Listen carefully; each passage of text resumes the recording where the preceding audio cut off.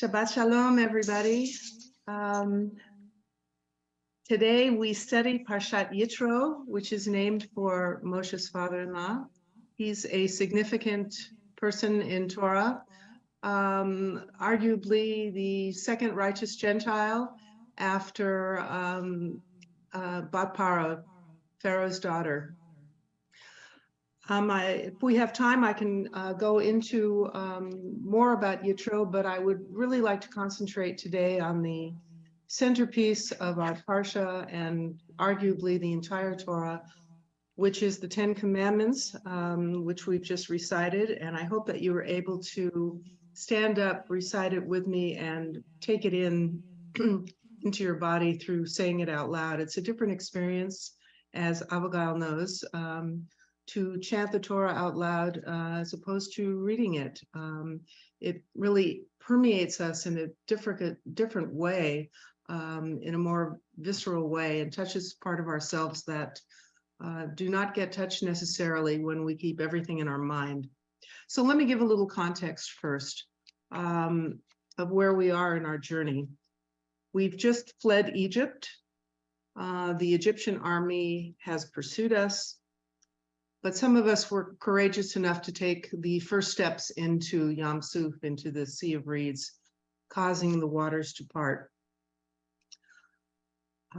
So we were safely on the other side, on dry land, with Egypt pursuing us. And when the Egyptian army was in the middle of the sea, God caused the waters to go back to their natural inclination, and the entire army was drowned.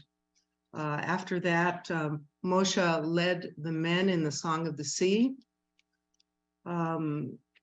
It was a joyous celebration and a song of triumph. And then after that, Miriam also led a song with the women. She sang, and they all danced, and they all played instruments. So this is a high point in Torah, and if you've been with Rabbi Finley for a long time and listened to his lectures on the Parsha, then you know that you have to be on your guard, because as soon as there's a moment of triumph and a high point in Torah, it's inevitably followed by complaining and low points, and that's exactly what's happened here. And I think part of the reason for that is that to leave Egypt and to flee from slavery is only one part of the journey to leave, and the courage it takes to leave a situation that you're familiar with, no matter how wrong and oppressive it is substantial. And then there's a second part of the journey to go towards something, and in this case, towards an unknown. And that takes also substantial courage. But I would like to set that up as if it were two parts of this journey. That way we can identify with what we face in our own lives. Very often we know that we have to leave a situation that's not good for us. We get paralyzed very often. We mull over the possibilities and the pluses and minuses, and we finally muster the courage to leave. That's very different from finding the courage or even identifying what the next step of the journey is to go towards something, what you want to embrace and versus what you want to flee from. So we have accomplished the first part of this, the leaving Egypt, and we're rejoicing. But as soon as the dust clears on that event and we're faced with the next chapter of our journey, we get cold feet. And how does this manifest itself? Just the same way it manifests itself in every part of the Torah. After a high point, we start complaining. We complain about water. We complain about food. We complain about water again. Now, in a sense, of course, water and food are needed for survival. So these are not trivial complaints. But you'll see that part of the complaints as we go through the Torah, part of the complaints are really based on fantasy rather than reality.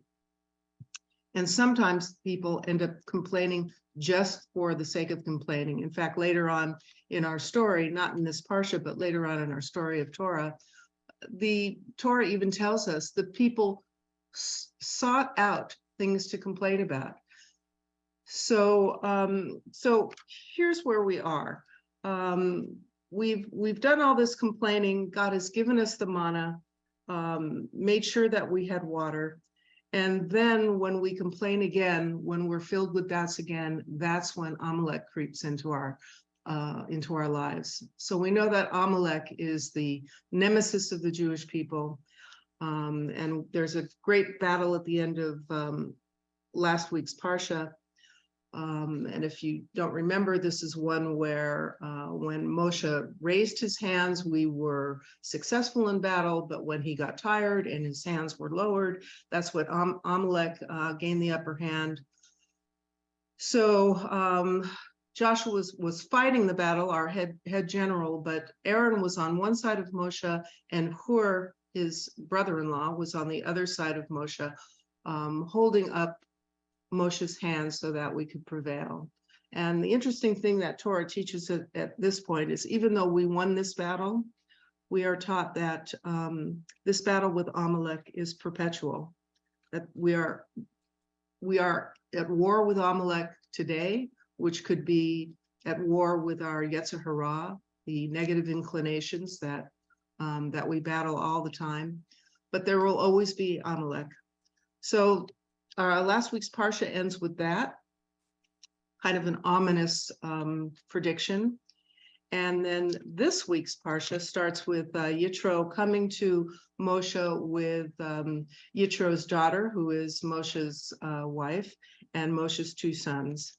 But instead of giving a synopsis of this week's Parsha, I would really like to concentrate on a couple of themes that I think are really interesting, and I'll bring some midrashim that most of you will be familiar with, but for some may be a surprise. The midrash, as you know, are stories that are told to fill in the gaps that the Torah has, answer some questions, reconcile things that may be at odds with each other.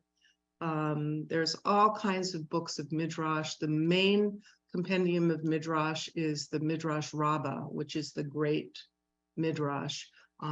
Collections of these stories that were put into book form and tell the tales that have to do with each book of Torah. So there's a Midrash Rabbah for Bereshit. It's called Bereshit Rabbah. There's a Midrash Rabbah for Shemot, the book that we're in now. That's Shemot Rabbah. And for each book of the Bible, and also for the Megillot, for all the Megillas. And that's not the only midrash. There's collections of stories that are not in the Midrash Rabbah.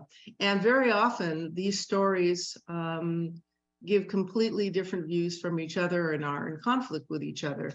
But the conflict, to me, is not a situation where you have to pick one over another, where one is right and another is wrong. That's not how our sages tell us how we should interpret things. There are 70 faces to Torah, and very often the midrash expand on one opinion, and in the very next paragraph there'll be a different midrash that has an opposite opinion. I think the lesson in that is that there's not one truth, that all interpretations that are Torah based and scholarly based are to be considered. In my Torah study group, that is the respect that we give to the text and to different interpretations. Our goal is not to arrive at a correct and singular interpretation, but to consider everything, because what we know from reading the Torah from one year to the next is that something may jump out at you and really speak to the truth of you and the truth of your soul in that moment, and it may be a completely different story that touches you the following year. So to be open to all of that is, to me, one of the most important lessons of Torah. So let me just set the stage a little bit for when we were given the revelation in our Parsha today. We call them the 10 Commandments, but we know that in Hebrew, they're called Aseret HaDibrot, the 10 statements. Some of them, yes, are commandments, but the first one, I am the Lord your God who took you out of the land of Egypt from the house of slavery. That's a statement. And it's a statement said in the first person by God. The second one is also said in the first person by God. You shall not recognize the gods of others in my presence. Then if you've read along with me for the rest of the 10 commandments, you'll see that the point of view shifts, and the rest of them are told in the third person, meaning Moshe now relaying to the Israelites what the commandments are. But the first two are said by God in the voice of God. Now, how did we get to this point, and why do we merit this? And I think that's a real interesting thing to talk about. And I think that part of the reason why we merited receiving the 10 Commandments and the revelation at Mount Sinai is because we had just experienced our first Shabbat.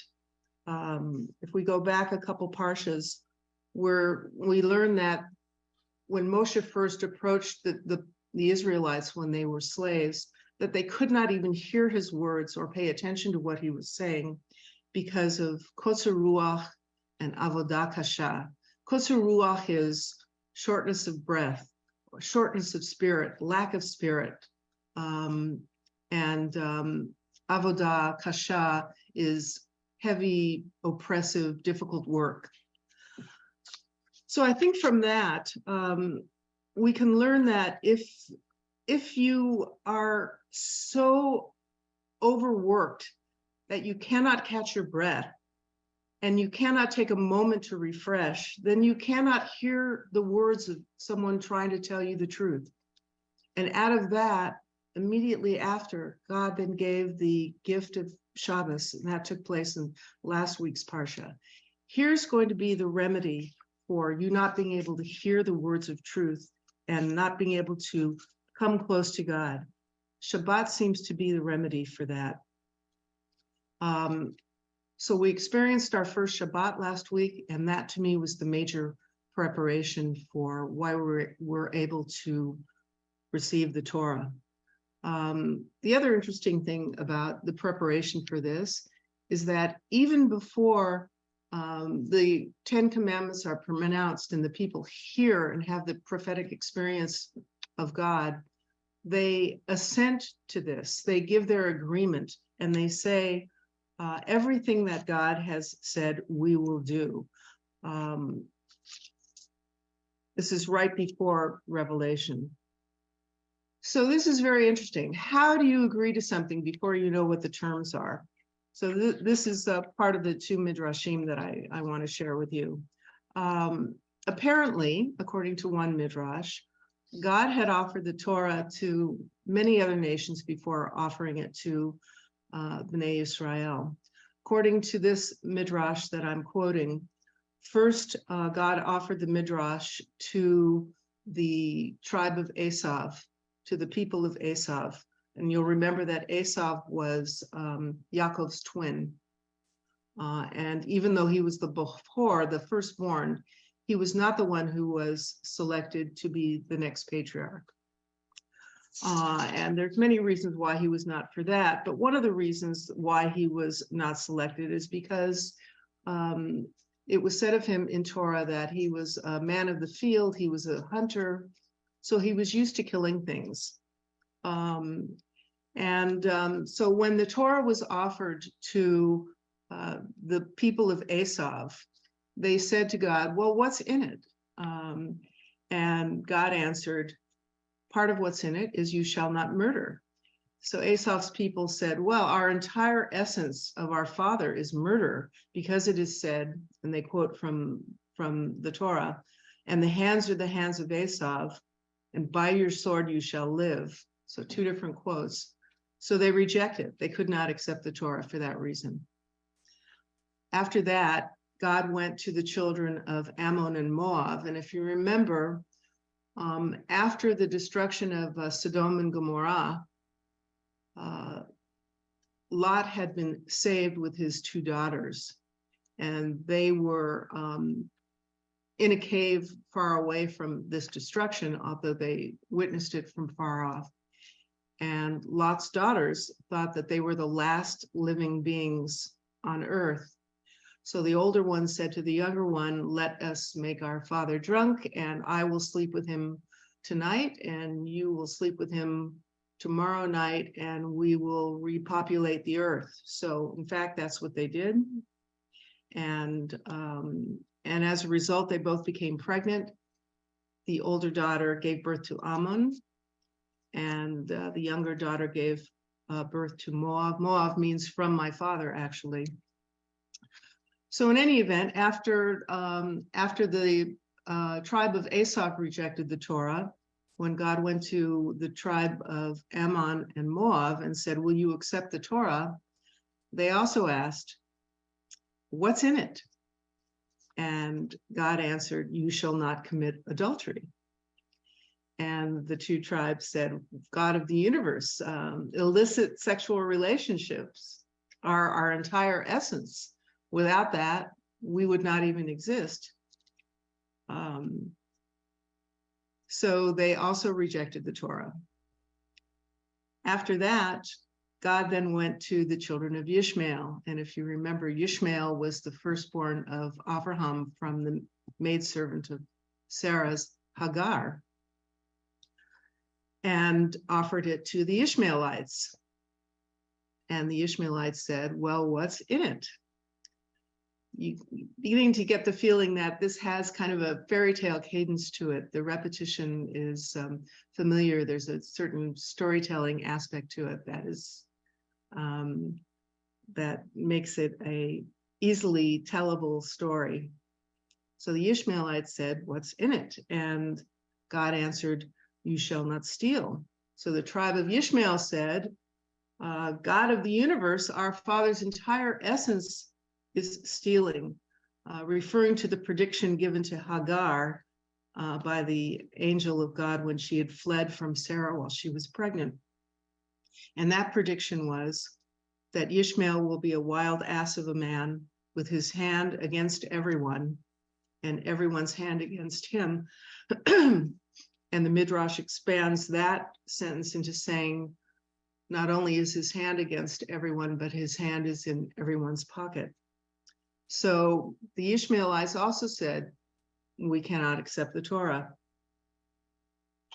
So one by one, God went to all the peoples, and in fact went to the rest of the nations and said, "Will you accept the Torah?" And they also said that we don't even practice the Noahide laws, so we will not accept them.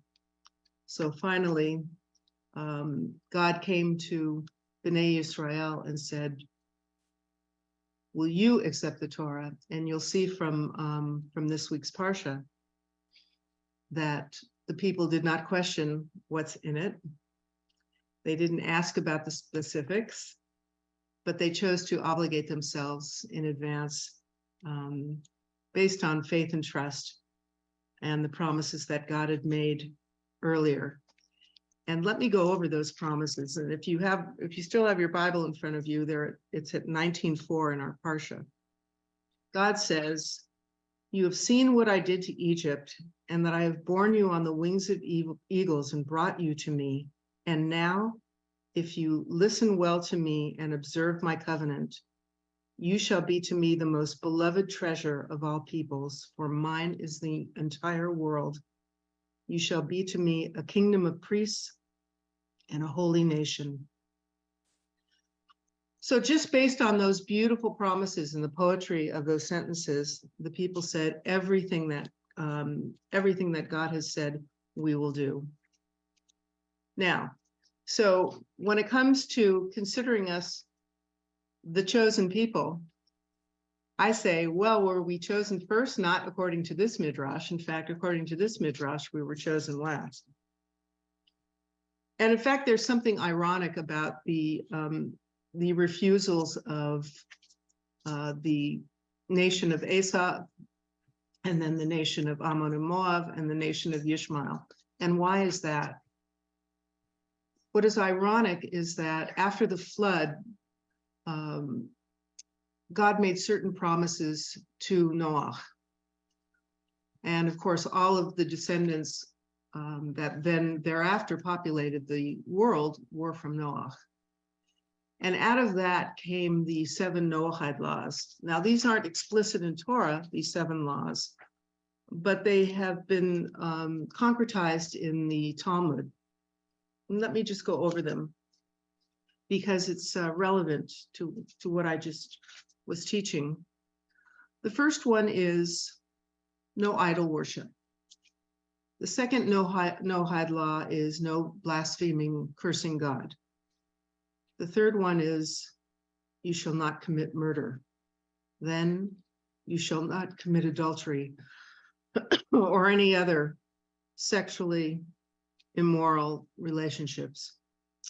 After that, you shall not steal, and then you shall not eat any flesh torn from a living animal. The reason why this was included is because before Noah, we were not permitted to eat animals. So with the permitting of eating animals, then came this law that we can't eat animals the way other animals do, which is catch them and eat them while they're still alive. Then the final Noahide law was to establish courts of justice. So why is this important? And actually, why is this ironic as I describe it? Because everyone was obligated to the Noahide laws. Every person on earth was obligated. So when God went to the family of Esau and asked them if they would accept the Torah, and they said no, because we can't live with a body of law that includes you shall not murder, they were already under the obligation to do that. Likewise with Ammon and Moab, the tribes that came from Lot's daughters, when they said we can't agree to a body of laws that prohibit sexual immorality, they were already obligated to that from the Noahide laws. And then finally with Ishmael, when the tribe of Ishmael said we cannot accept the Torah if it includes thou shalt not steal, again, under the Noahide laws, they were already obligated to that. So God was not asking them to accept anything that they were already not previously obligated to live by. The other midrash that I wanted to share with you is, many of you will be familiar with this, and it shows the children of Israel in a completely different light, meaning the first midrash shows them agreeing before even knowing. The second midrash, which we find in the Talmud, uses verses from our parsha as a proof text. So the story is this: Moshe goes out from the camp to meet with God, and they're standing away from Mount Sinai, and God says, will you accept the Torah? And apparently the people did not accept the Torah right away. So God lifted up the mountain, turned it upside down, held it over the heads of Bnei Israel and said, if you do not accept the Torah, this will then become your burial place. So under duress and with that kind of coercion, they then accepted the Torah. Interestingly enough, in the Talmud, which is mostly discussion of laws and differentiating between one law from another from different cases, they brought up the point, well, is it really a valid contract if we agree under duress? It's a commonly accepted principle pretty much in every civilized country with a body of laws that you cannot enter into a contract under duress. The contract then is voidable. So they discuss this in the Talmud. whether or not having a mountain hanging over their head then would then void the contract because they only acceded to it under coercion. But one of our sages said, no, they ratified it when they were not under duress.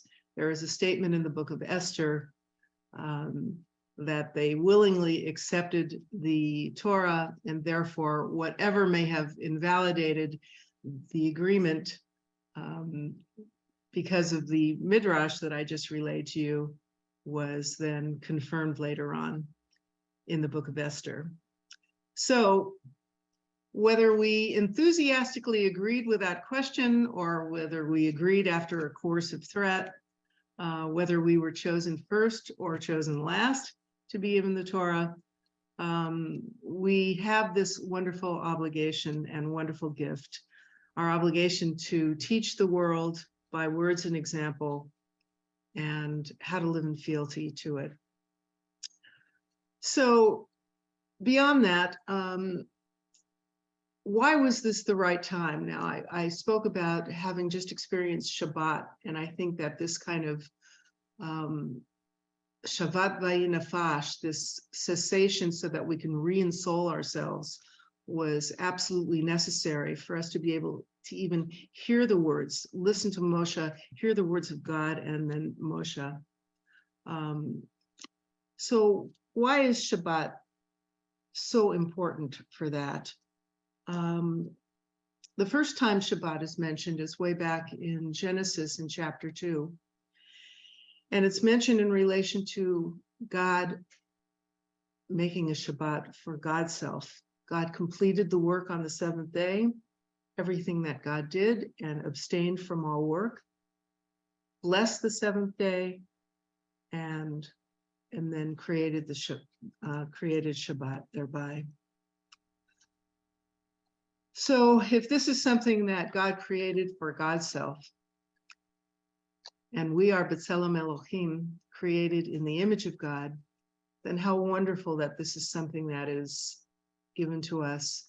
And we're reminded that of the words, more than the Jews have kept Shabbat, Shabbat has kept the Jews. In fact, many of you are familiar with Rabbi Jonathan Sachs, who did a wonderful weekly commentary on the Torah portion called Covenant and Conversation. And he has one of those essays explaining how important Shabbat is. And one of the reasons that he gives is that in the course of the week, when we are completely caught up in our obligations and the day-to-day and earning a living and taking care of the mundane, practical things, that very often our attention goes from one urgent cause to another. But Shabbat gives us time to take care of the important, Rabbi Sachs says, not just the urgent. And what are the important things? A life in community, a life in family, paying attention to those things, taking time out to discover what's in your soul, taking time out to study, and taking time out to experience dveikut, a connection to God. So that's how he defines the difference between what is important and what is urgent. The urgent demands our time, one item after another, but the important is waiting in the wings for when we give time to it.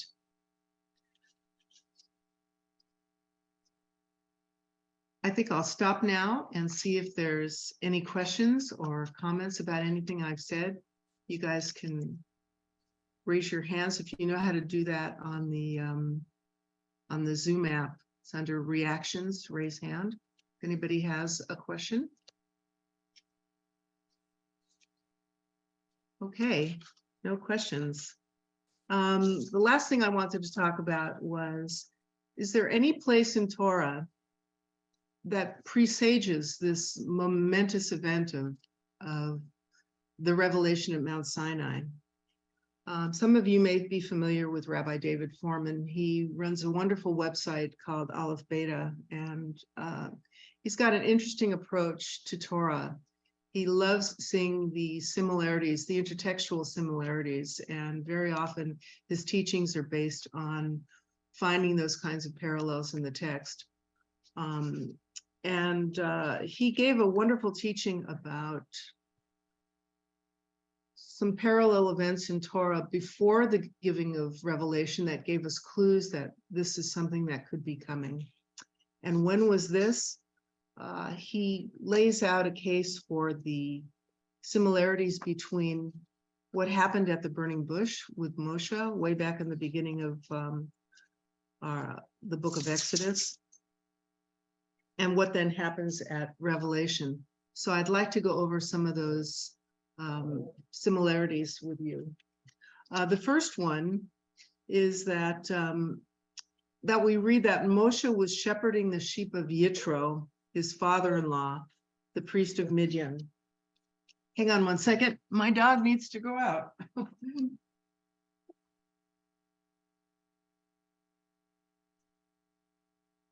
That's the urgent as opposed to the important.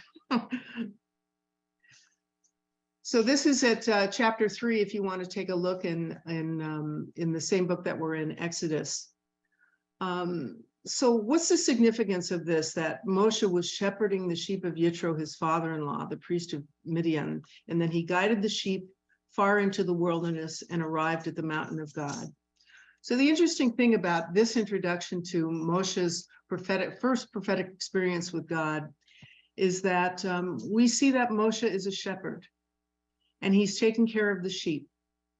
He guided them deep into the wilderness, Bamidbar, and he arrives at the mountain of God. And this mountain is also known as Har Sinai. So just like this microcosm experience of Moshe as shepherd guiding sheep and coming to Mount Sinai, so too here we have Moshe as a shepherd, as a metaphoric shepherd, guiding his sheep who are B'nai Yisrael and leading them to Mount Sinai. The next really interesting parallel is that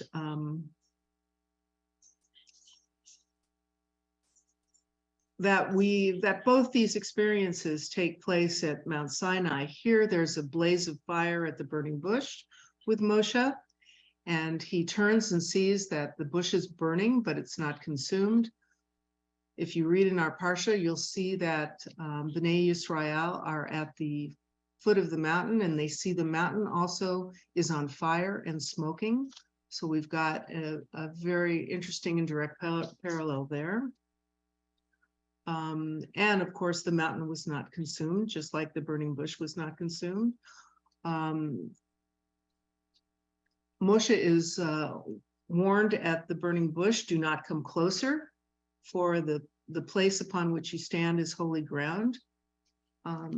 In preparation for the revelation at Sinai, the people are told that is also a dangerous place, that they should not come close, they should not touch the mountain. In fact, they waited far off from the mountain. So what's interesting about this element of danger being injected into the holy is that in both situations, we're talking about the intersection of God's place with our place, a situation that rarely happens, especially in concrete terms. Normally, God's domain is separate and our domain is separate. But at the burning bush and at Mount Sinai, the two places intersect, and they're fraught with danger. We know from studying the liturgy surrounding Yom Kippur that there's only one time per year that the Kohen Gadol, the holiest person, the one with the most holy requirements and duties to perform, only one time per year on Yom Kippur is the Kohen Gadol permitted to enter the Holy of Holies. And he does so only after great preparation. And the Midrash tells us, and only after a rope is tied to one of his ankles, so that in the event there is a cataclysmic problem and he doesn't do things exactly as he's supposed to, and as a result he loses his life, that the rest of the Kohanim are able to pull him out of the Holy of Holies because of the rope tied around his ankle. So we know that this intersection of God's space and our space is not only exquisite because of its holiness, but fraught with danger. There's another story in the Bible you may be familiar with, when during the time of King David, when the Holy Ark was being taken from one place to another and it was traveling on a cart inside the Ark, that because of the path that it was taken, the cart started to fall over, and Uzzah went to touch the cart to make sure that it did not fall over with the Ark of Testimony inside of it.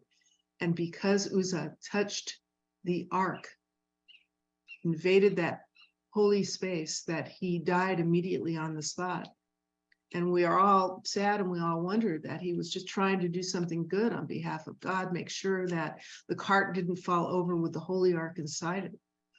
So that is the example of the danger of these two normally separate realms intersecting. And in fact, the word kadosh, which we understand to mean holy, it actually means separate, apart, differentiated, distinct, special.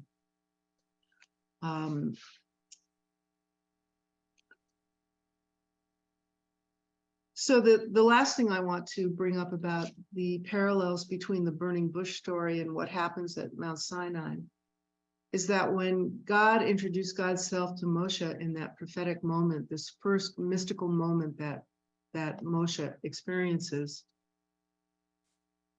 God introduces God's self by saying, Anochi, I am.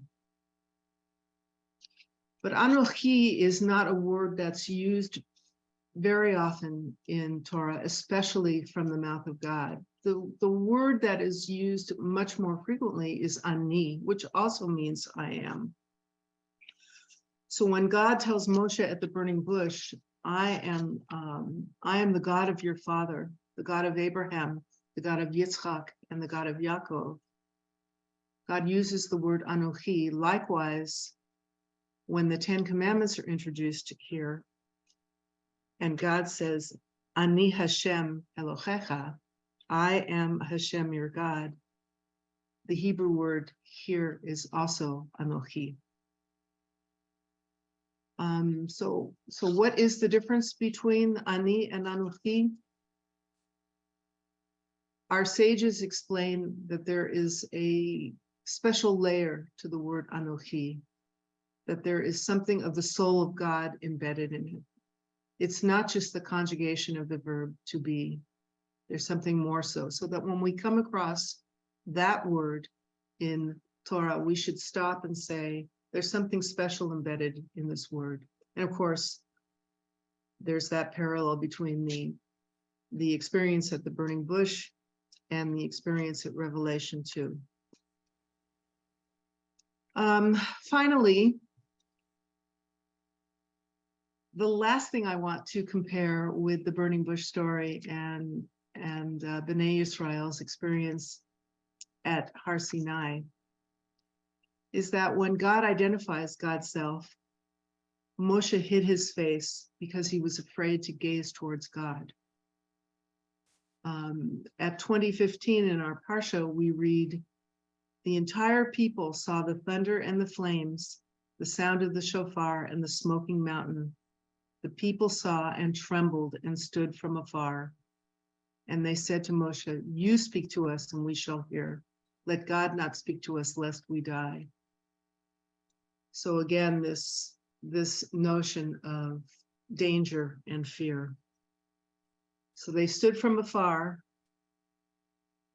and Moshe acted as mediator, which I often think of as such a sad lost opportunity. If the people had showed some kind of additional courage, then they could have heard the rest of the Ten Commandments directly from God rather than in the third person. But definitely the experience was enough of a prophetic mystical experience that it's embedded in all of us. In fact, we're taught that not only was it just the 600,000 that experienced the revelation of Sinai, but all of us, everyone now, and every Jew in the future.